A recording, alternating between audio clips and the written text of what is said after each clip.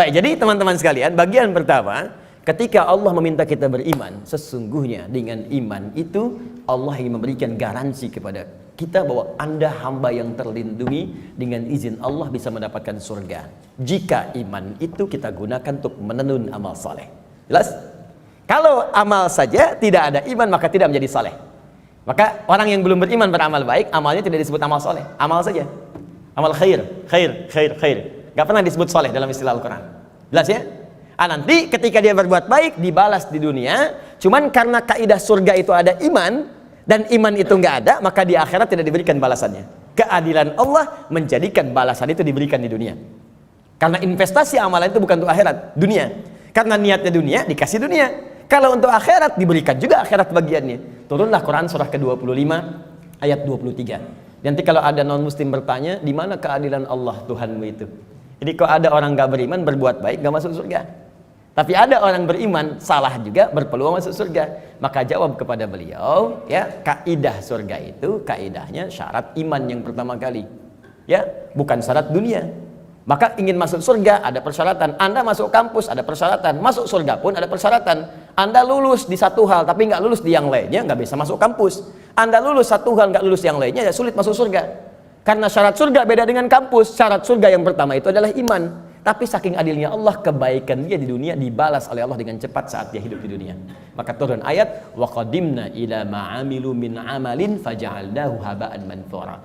Jika ada orang belum beriman berbuat baik, kata Allah, saya akan cepat balas kebaikannya saat di dunia. Cuman karena amalan itu bukan amalan surga, maka saat ke akhirat nanti itu hanya akan jadi debu yang berterbangan yang hanya dia tatap saja. Jelas sampai sini? Dan ini ayat turun karena pertanyaan Sayyidah Aisyah radhiyallahu taala anha kepada Nabi, ya Rasulullah, si fulan orang baik, suka berbagi, cuman nggak beriman sampai saat ini. Bagaimana statusnya? Turunlah kemudian ayat ini. Jelas? Jadi kalau ada yang bertanya lagi sekarang, katakan Anda terlambat Pak. 15 abad yang lalu sudah ada pertanyaan Sayyidah Aisyah tentang itu. Turun ayat begini, sampaikan dengan sebaik-baiknya dengan cara yang paling lembut. Jelas? Satu, kenapa kita beriman?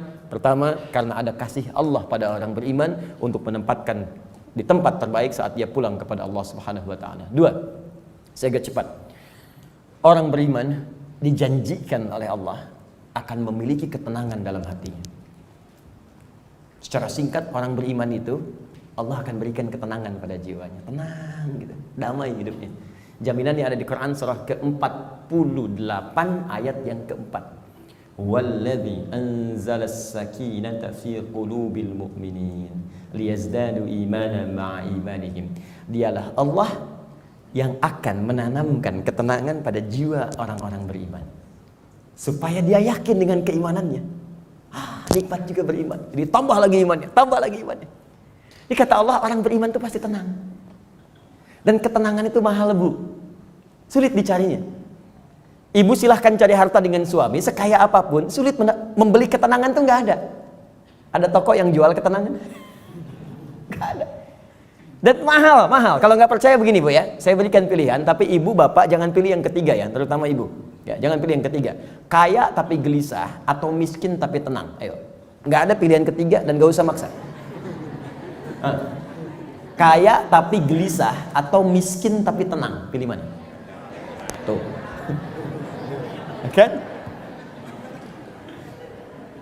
Banyak orang kaya tapi nggak tenang, ada yang bunuh diri, ada yang tembak diri sendiri, ada yang lompat ke depan rel kereta, ada yang saking kayanya bingung, akhirnya nanam cabai, cuma bikin kangkung, metikin cabai, metikin tomat.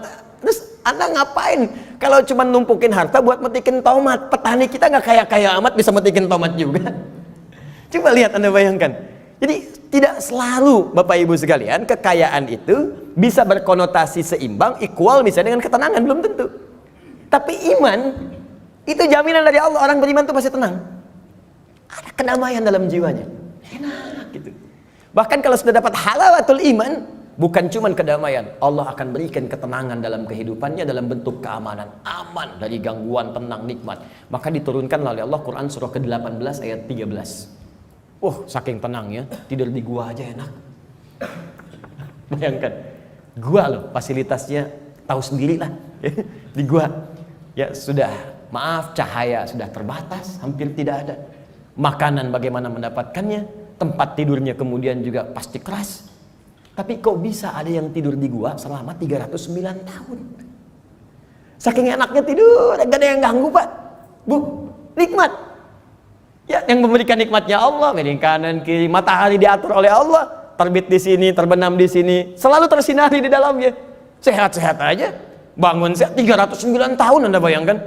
Ya, ada orang sekaya-kayanya baru 3 menit udah bangun lagi, pling, telepon muncul. Di pejabat memang bagus, kedudukan tinggi, tapi setiap 3 detik kerja ini, kerja itu. Baru tidur sebentar, bangun lagi, Pak ada kejadian begini, bangun. Ini 309 tahun, tidur cuman di gua. Fasilitas hampir nggak ada, tapi jaminan itu ada. Maka di ayat 13 di surat Al-Kahf, surat gua, ya. Nahnu naqussu 'alaika naba'ahum bil haqq. Innahum fityatun. Belum selesai, amanu bi rabbihim wazidnahum huda. Kata Allah, kami akan kisahkan pada Anda tentang kisah yang sebenar-benarnya, tanpa dikurangi, tanpa ditambahkan. Sebenar-benarnya hak. Jadi ada sidqun, ada hak. Kalau sidqun, ma yahtamilu sidqa wal kadzib. Kadang benar, kadang tidak. Tapi kalau hak pasti benar, gak bisa ditolak. Matahari terbit di timur, terbenam di barat, hak. Karena itu semua yang hak sumbernya hanya kepada Allah. Al-haqqu mir rabbika fala takunanna minal mumtarin. Al-Baqarah 149. Al-haq. Nah, sekarang kembalikan. Kata Allah, kami akan kisahkan pada Anda kisah yang sebenar-benarnya. Ya, tanpa kamuflase, tanpa rekayasa. Innahum fityatun. Kisah tentang para pemuda yang berlindung di gua. Diberikan oleh Allah keamanan, dikejar-kejar. Bukan sekedar dipersekusi, bukan sekedar diintimidasi. Ya, maaf, bisa dieksekusi. Berlindungnya di gua. Tapi nikmat sekali di gua itu. Bisa tidur enak, nyaman, makan juga kenyang, langsung diisikan di perutnya. Tidur bolak-balik, gak ada yang ganggu. 309 tahun Anda bayangkan. Salatu mi'atin wazdada tis'a. 309 tahun. Siapa mereka? Innahum fityatun. Sungguh mereka itu para pemuda. Tapi bukan pemuda biasa. Ada sesuatu yang melekat pada dirinya. Amanu. Yang sangat beriman kepada Allah. Pesan ayat ini, ya, kata para pakar Al-Quran, sesungguhnya ingin memberikan pesan pada generasi mendatang. Jadi ada kaidah di tafsir itu begini, kalau nggak disebutkan siapa orangnya, kapan kejadiannya, maka pesan yang berlaku di ayat itu akan berulang kemudian di masa-masa yang akan datang dengan konteks yang berbeda. Anda sekalipun tinggal di rumah yang sempit, terbatas sifatnya, keadaannya tidak seperti yang lain-lain. RS7, ruangan sangat sempit sekali sehingga selonjoran saja susah, gitu kan? Susah. Ya. Tapi kalau ada iman dalam jiwa kita, itu bisa nikmat saja. Dibandingkan tinggal di tempat yang mewah, luas, tapi iman nggak ada, kegelisahan itu muncul. Jadi orang beriman itu nggak akan disekat oleh dunia. Tinggal di kontrakan, nikmat. Di rumah yang luas, nikmat. Jadi kaya, nikmat. Cukup hidup juga nikmat. Nikmat aja. Ya, pokoknya beriman itu indah, nikmat itu. Jadi kalau kita beriman sampai saat ini dan tidak menikmati kehidupan kita, dipertanyakan ada apa yang salah dengan iman kita? Kata Allah, beriman itu nikmat, tenang hati. Ini kok rumah mewah, mobil banyak, gitu kan? Ya lihat mendung aja sedikit udah bikin status. Mendung ya, kayak suasana hatiku.